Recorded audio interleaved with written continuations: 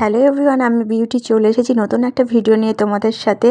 আর আমার কাছে দূরের বন্ধুরা যেখান থেকে আমার এই ভিডিওটি দেখছো তাদের জন্য রইল অনেক অনেক ওয়েলকাম আর অনেক অনেক ভালোবাসা। আর কে কোথা থেকে আমার এই ভিডিওটি দেখছো কমেন্ট করে জানাতে কিন্তু একদম ভুলবে না।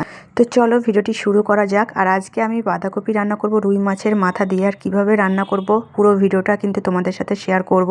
তার জন্য কিন্তু তোমাদের প্রথম থেকে শেষ পর্যন্ত ভিডিওটা অবশ্যই দেখতে হবে। এই রেসিপিটা কিন্তু আমি আজকে প্রথমবার ট্রাই করছি। বাঁধাকপি আমি কোনোদিন রান্না করিনি, হয়তো বিয়ের পর প্রথমবার একবার করেছিলাম, তখন হয়তো অন্য হয়েছিল না, সেইবার হবে। আর এতদিন পর আমি আজকে প্রথম এই যে বাঁধাকপি নিজে হাতে কেটে রান্না করছি। কোনোদিন বাঁধাকপি কাটিনি। মানুষ চেষ্টা করলে কি না কি পারে। তো ইচ্ছে হয়েছিল বাঁধাকপি খাবো মাছের মাথা দিয়ে, তাও আবার নিজে হাতে কেটে রান্না করে। তো সেটাই করেছি। খুব একটা হয়তো ভালো কাটতে পারিনি, তো যতটা পেরেছি চলার মতোই চলে যাবে। তো যাই হোক, শাক বাঁধাকপি এই সমস্ত সবজিগুলো আমি খুব একটা ভালো কাটতে পারি না, তো যা পারলাম কেটে নিলাম। তারপর কিন্তু আমি এদিকে গরম জলে ভাপ দিয়ে নিচ্ছি। আর তার আগে দেখতে পেলে আমি মসুর ডাল বসিয়েছিলাম। কী কী রান্না করেছি সেটা ভিডিও শেষে তোমরা দেখতে পাবে। তো চলো কীভাবে রান্না করছি না করছি সেটাই তোমাদের সাথে শেয়ার করি। তো অনেকে অনেক রকম করে রান্না করে, তো আমি কিভাবে রান্না করছি মানে আমি আমার মতন করে রান্না করছি। তো যখন যেরকমভাবে ভালো লাগে সেভাবেই রান্না করি। বাঁধাকপি কিন্তু অনেক রকম করে রান্না করা যায়। তো আমি কিভাবে রান্না করছি চলো, মানে নিজের পছন্দ মতো মানে নিজের ইচ্ছা মতো রান্না করছি। তো দেখো, বাঁধাকপিটা ভাপ দেওয়ার পর আমি যে তেল গরম করে নিয়েছি, তেলটার মধ্যে প্রথমে যে ছোটো ছোটো করে আলু কেটে রেখেছিলাম, তো আলুগুলো আমি এবার ভেজে নিচ্ছি।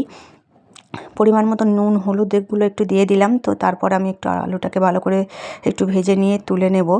তো যাই হোক, আমার মাছের মাথাটা যেহেতু আগের দিন ফ্রিজে ভেজে রাখা ছিল, তো আর একবার তেলে গরম করে নেব, তো সেটা আমার একটু ভুল হয়ে গেছে। আগে যদি আমি মাথাটা মানে একটু তেলে নাড়িয়ে নিতাম তাহলে আমার এক সম্বারাতেই হয়ে যেত তরকারিটা।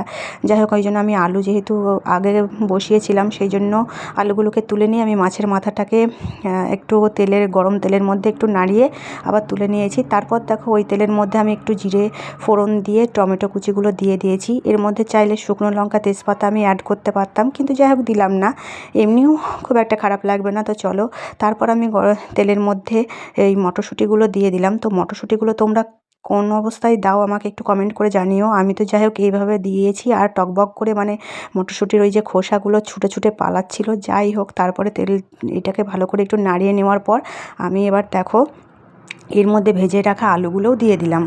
আলুগুলো আমি চাইলে পরে দিতে পারতাম, কিন্তু মনে হলো থাক আলুগুলো দিয়ে দিই, তাহলে ভালো একটু সেদ্ধ হয়ে যাবে, যেহেতু একটু আগে আলুটা থাকলে। বাঁধাকপিটা আমি এর মধ্যে দিয়ে পরে একটু আলুটা দিতে পারতাম, মানে এটাকে মানে ওলটপালট করে রান্না করা যেতেই পারে। তো যাই হোক, এভাবেই করলাম। তারপর দেখো বাঁধাকপিটাকে দিয়েছি, আর কিছুক্ষণ নাড়িয়ে নেওয়ার পর এর মধ্যে তো আমি নুন হলুদ দিয়ে দিয়েছি। এর মধ্যে কি এবার দেখো এটাকে ভালো করে একটু নাড়িয়ে নিচ্ছে। আর তরকারিটাকে যত মানে ভালো নাড়ানো যাবে কষানো যাবে এটাই ভালো লাগবে। তো এবার আমি এর মধ্যে এই যে মশলা দিয়ে দিলাম। এই মশলার মধ্যে আছে আদা জিরে লঙ্কা আর একটু কাঁচা গরম মশলা। তো যাই হোক, এবার মশলার সাথে ভালো করে তরকারিটাকে নাড়িয়ে নিচ্ছি। জানি না কেমন খেতে হবে, তো খেতে তো ভালোই হয়েছিল।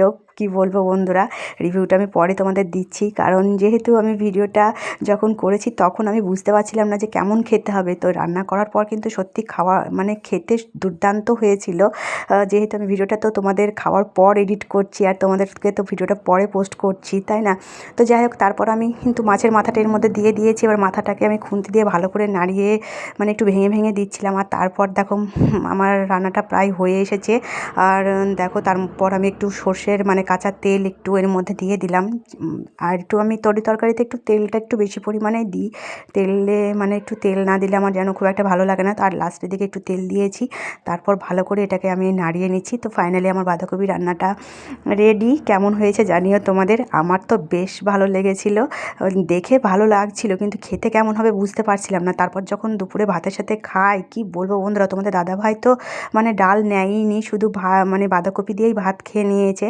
তো দেখো কী কী রান্না করেছে। এদিকে হাঁড়িতে ভাত আছে, ভাতটা দেখালাম না, মুসুরের ডাল বাঁধাকপির তরকারি আর যে একটা ডিম ভাজা আর গোল গোল করে নতুন আলু ভাজা। তো চলো আজকের ভিডিওটা এখানেই শেষ করছি, আবার দেখা হচ্ছে নতুন একটা ভিডিওতে।